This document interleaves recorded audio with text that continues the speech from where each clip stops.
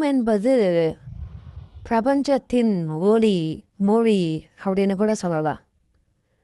வேணும் ஆன்மீக சேனல் வழியாக ஓம் என்பதன் அர்த்தத்தை நோக்கி நம்ம பயணம் செய்வோம். ஓம் என்பது அகாரம் உகாரம் அகாரம் சேர்ந்தது அப்படின்னு தெரியும். 2 உயிரெழுத்துக்களும் ஒரு மெய்யெழுத்துக்கும் சேர்ந்ததுதான் ஓம்.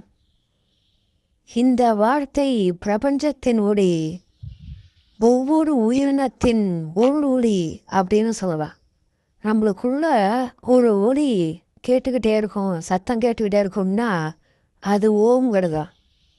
கடலை எழுப்பும் ஒளி ஓம் தான். மலைகளில் காணப்படும் ஒளியும் ஓம் தான். இந்த உலகம் முழுவதுமே ஒரு ஒளி இருக்கிறது என்று சொன்னால் அது ஓம் என்ற மந்திரம் தான். இது ஓம் என்ற மொழி உலகம் முழுவதும் இருக்கிறது. இந்த மந்திரம் நம்மை மேன்மையடைய செய்யும்.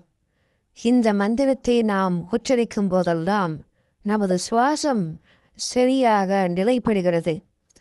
ஓம் என்ற மந்திரத்தை சொல்ல சொல்ல நம் உடல் சரியான இயக்கத்தை மேற்கொள்கிறது. ஓம் என்ற மந்திரத்தை சொல்ல சொல்ல நமது செயல்பாடுகள் நிலைத்த தன்மையை பெறுகிறது. சொல்லும் செயலும் இணைந்து செயல்படுகின்றன.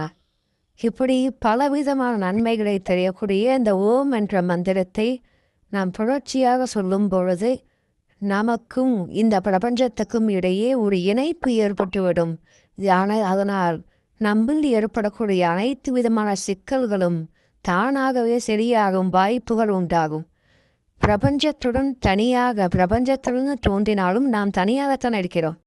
அப்படி இல்லாமல் பிரபஞ்சத்துடன் நாம் இணைய வேண்டுமென்றால் பிரபஞ்சத்தின் ஒளியான ஓம் என்ற அந்த சொல்லை நம்முள் நாம் விதைத்து அதை தினமும் சொல்லிக்கொண்டே வந்தார் அந்த சமயத்தில் நமக்கு கண்டிப்பாக பிரபஞ்சத்துடன் தொடர்பு ஏற்படும்.